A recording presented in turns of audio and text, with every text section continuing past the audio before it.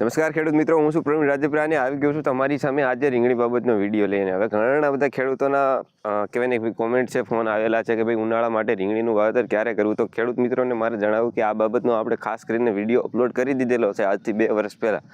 પણ જે પણ ખેડૂતોને નથી ખબર એમની માટે આપણે ફરીથી વિડીયો બનાવી દઈએ છીએ અને આપણે પણ બીજી પણ જાહેરાત કરવાની છે. આપણે અગાઉ કીધેલું હતું કે ભાઈ આપણે રોપ તૈયાર થાય છે ત્યારે આપણે અપડેટ વિડીયો બનાવીશું. એ પણ આજે જાહેરાત બંને એક જ વિડીયોમાં બંને જાહેરાત આપણે કરી દેવાના છે. તો ખેડૂત મિત્રો, સૌથી પહેલાં જે તમારો પ્રશ્ન છે એને લઈ લઈએ કે ભાઈ ચોકલેટ ગુલાબી રીંગણ છે અથવા તો બીજી કોઈ પણ વાવેતર કરવું હોય તમારે રીંગણનું તો ક્યારે કરી શકો છો. હવે ખેડૂત મિત્રો, એમાં એવું છે કે જો તમે ચોકલેટ ગુલાબી રીંગણ વાવતા હોય તો એ 12 માસ થતી જાત છે અને તમે કોઈ સિઝનેબલ રીંગણ વાવતા હોય, એવું કહેવાય કે ભાઈ ઉનાળું છે, શિયાળું છે, તમે અલગ રીતે વાવતા હોય તો એનો ટાઈમ આની સાથે મેચ ન કરતા, કારણ કે આ 12 માસી છે અને એની સાથે તમારે એને જોડવું કોઈ રીતે યોગ્ય નથી બનતું. તો હવે આની વાત કરીએ કે આને ઉનાળા અને ચોમાસા માટે ખાસ કરીને બંને રીતે તમે વાવી શકો છો. પણ જો તમારે ચોમાસું વાવેતર કરવું હોય રીંગણી કાઢીને તો ખાસ અત્યારે છે તે જાન્યુઆરી મહિનો કહેવાય ને એનો ખાસ સમય છે, કારણ કે તમે જાન્યુઆરી મહિનામાં પહેલા પખવાડિયામાં વાવેતર કરો તો તમારો ફેબ્રુઆરી એન્ડ આવતા તમારી રીંગણ છે તે ચાલુ થઈ જાય. એટલે કે ઉનાળાની શરૂઆતમાં છે તે તમે છે તે આમાંથી રીંગણ ઉત્પાદન તમારું ચાલુ થઈ જાય અને તમે છે તે ચોમાસું કહેવાય કે જૂન મહિનો આવે ત્યાં સુધી છે તે તમે આમાંથી રીંગણનું ઉત્પાદન લઈ શકો છો.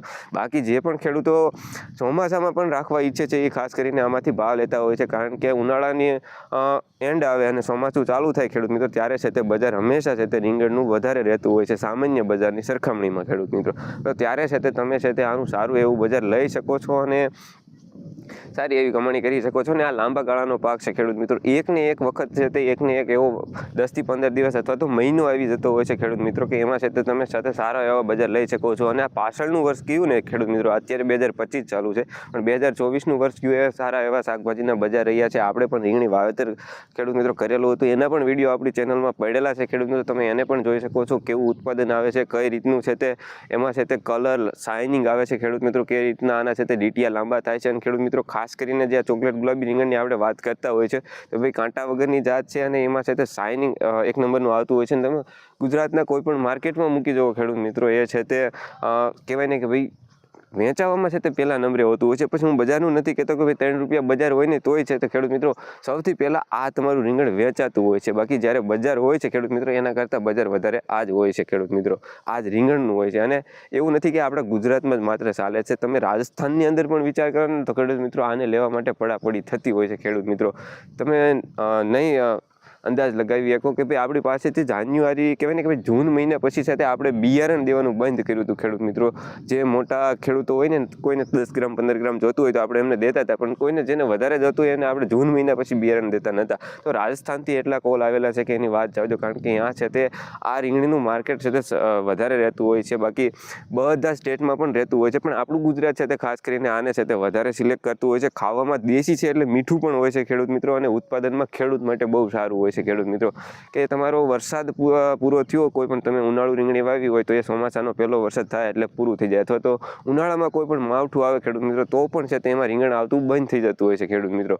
હવે જ્યારે આ ચોકલેટ ગુલાબી રીંગણની વાત કરીએ ત્યારે છે તે તમે વરસાદ આવ્યો તો એક વખત છે તે સારો એવો વરસાદ આવ્યો તો એમનો ફાલ ખરી જશે, પણ 7 જ દિવસની અંદર ખેડૂત મિત્રો એ છે તો એનું ફ્લાવરિંગ પાછું લઈ લે છે અને ઉત્પાદનમાં ફરી ચાલુ થઈ જાય છે ખેડૂત મિત્રો. આ એની ખાસિયત છે ખેડૂત મિત્રો, કારણ કે 12 માસી છે તો એ બધી જ ઋતુમાં સેટ થઈ જતું હોય છે. અને અત્યારે છે તે હવે છે તે ખાસ કરીને ઉનાળા માટે રીંગણ વાવવાનો સમય છે તે પાકી ગયો છે ખેડૂત મિત્રો, કારણ કે જાન્યુઆરી મહિનો છે તે ચાલુ થઈ ગયો છે અને મકર સંક્રાંતિ આવે એટલે ત્યાંથી છે તે બહુ બોળા પ્રમાણમાં છે તે ચોકલેટ ગુલાબી રીંગણના વાવેતર થવાના છે ખેડૂત મિત્રો. ઓર્ડર પણ એટલા છે અને આપણી પાસે ધરું પણ જ્યારે આપણે કીધેલું હતું અને ખેડૂતોની જરૂર હોય છે ત્યારે છે તે આપણે રોપ તૈયાર કરી દીધેલો છે. અને ખેડૂત મિત્રો આ પ્રમાણે પાકી દાંડીનો રોપ પણ તૈયાર થઈ ગયેલો છે અને બીજી વાડીએ પણ આપણે છે તે ચોકલેટ ગુલાબી રીંગણનો ધરું તૈયાર કરી દીધો છે ખેડૂત મિત્રો. જે પણ ખેડૂતોને જોઈએ છે આપણે ચોકલેટ માત્ર ને માત્ર ખેડૂત મિત્રો ચોકલેટ ગુલાબી રીંગણનું ધરું તૈયાર કરીએ છીએ. બીજી કોઈ પણ વેરાયટી, કોઈ પણ જાત કે મરચી કે કોબી ફ્લાવર કોઈ વસ્તુ કરતા નથી, ઘણા બધા ખેડૂતો પૂછતા હોય છે.